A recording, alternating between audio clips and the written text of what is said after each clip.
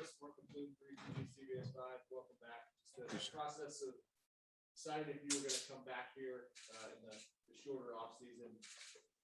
What was like going through that, and why was the decision to come back here? Oh man, it's such a blur now. I mean, it was an easy decision though.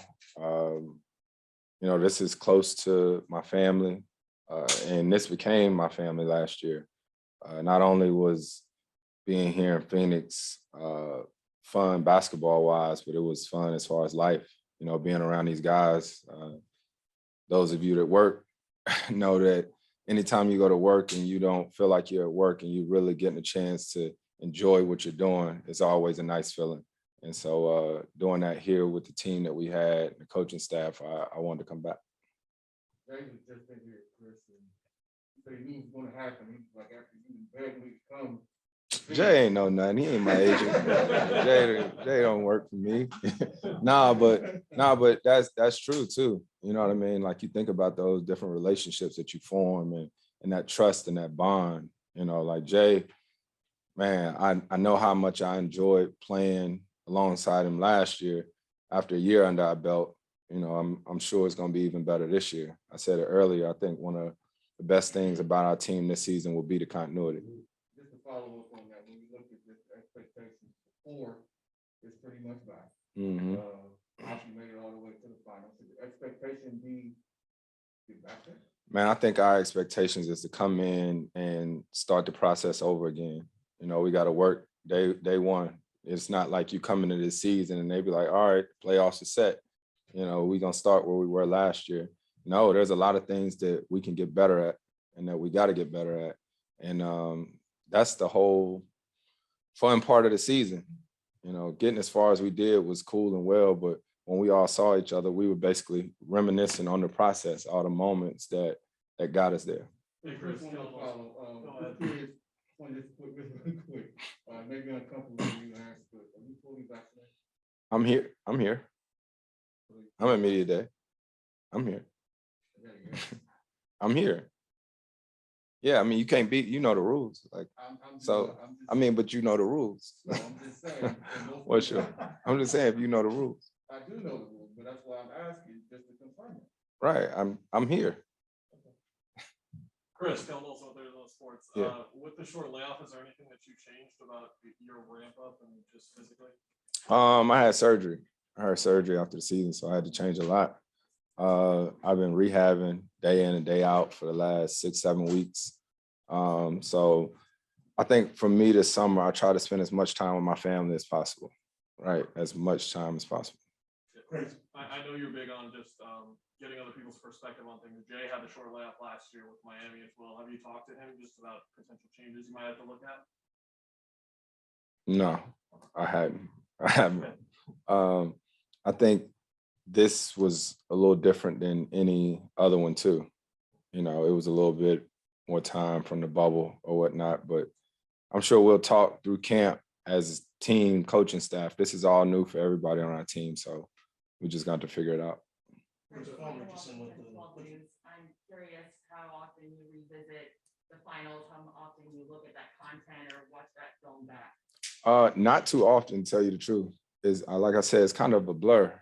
I was in one of the things and they were showing me some clips. You remember a lot of it or whatnot, but at this point, it's about focusing on this year. If there's a situation where as a team coach, we like this, we need to try to do this again. But I think we sort of passed that and realized that in order to get an opportunity again, we got to start from scratch. Because this is college sports game. This community is really big on sports. So I saw you at the Mercury game the other day, and the fans, when you were announced, really embraced you.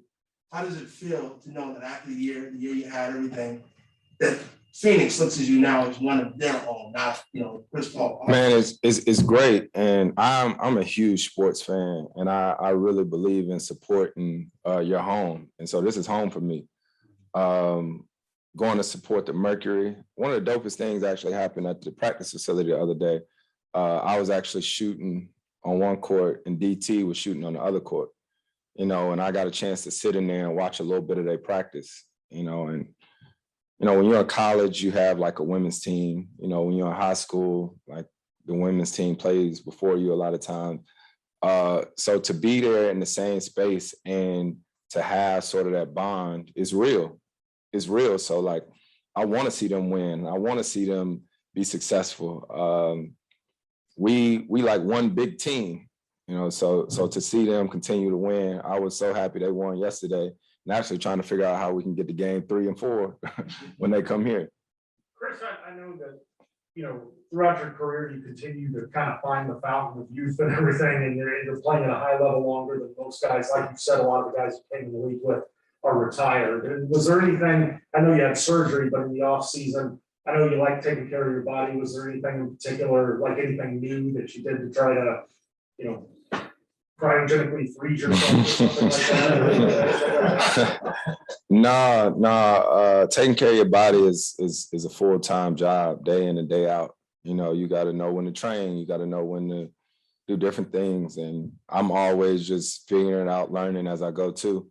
But nothing new, just continuing to do the work. And yeah. Chris, Marco Peralta from Spanish Radio. Seeing now that you tasted the NBA Finals, the playoff run and everything, what is something from the previous season that you want to take to this season for the rest of the team? I think the biggest thing is that hunger, that underdog mentality that we had last year. I think we got to keep it.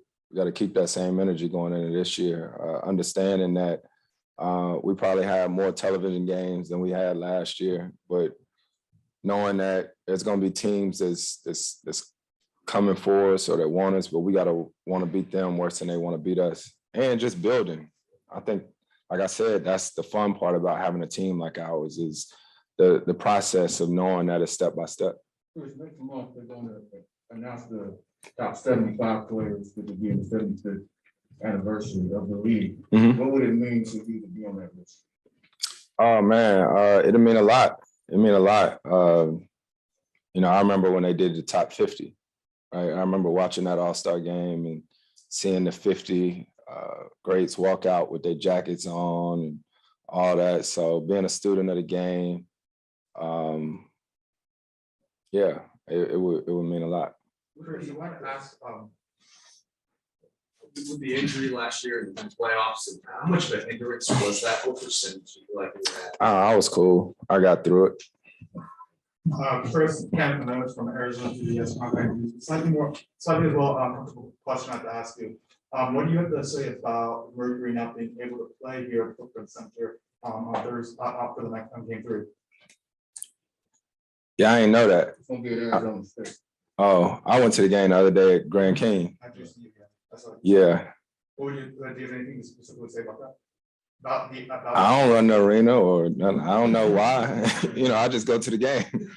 You know what I mean? Oh, okay. What's supposed to happen? Huh? I'm sorry. Oh, no. You were just talking to DT. You said any advice you gave them on their playoff run? Now you're coming from your next playoff run. What was it? When I was at the game against New York, I talked to DT at halftime. I don't know. We were just talking about the game and what I saw and how I think they could score. But I don't know. Like it's fun to watch them play. To watch, Brittany and everybody. Like I said, all these years I've been in the league. Think about it. When I played in New Orleans, we didn't have a women's team affiliate. The Clippers, we didn't. Houston, we didn't, and Oklahoma City, right? So I haven't seen anything like this, and it's the coolest thing ever. Like when we practicing and you get a chance to see the women, it might be Skylar walking across the crosswalk or something like that, or you see them. So it's really cool. Chris, Greg Moore, Arizona Republic. Yes, sir. Thanks, man. Since you got your coach hat on, and I'm sorry I didn't ask this to Mike. Do you think that DA and JaVale can play together at the same time, or would you like to see just one of those two guys on the court at the time? I think our team philosophy, and I'm not the coach, but Right.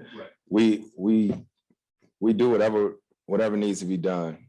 whatever works. I think last year to start the season, we started Frank and DA a lot, to start the season. So both of them are versatile, know how to play. So if it calls for that, I think we could do it. Dan Scott from Arizona Republic, real quick, you have a couple of additions at the point guard position on the team with Jason Randall and also Alfred. What did you say to Alfred? What was your advice to him? What do you see in Jason and expectations of them now part of the roster? Man, Jason can play. We hooped the other day, and I remember playing against him when he was in Orlando. He can really play and can really shoot the ball really well. EP is like my family. I don't know Alfred since before he came into the league. So, for him, it was more so about finding the best situation for him. If that meant here, cool. If not, but I'm excited about him being on the team because he's so competitive. And I think that's why me and him have been close for so long, because no matter, what the game is, what it is, he always gonna compete.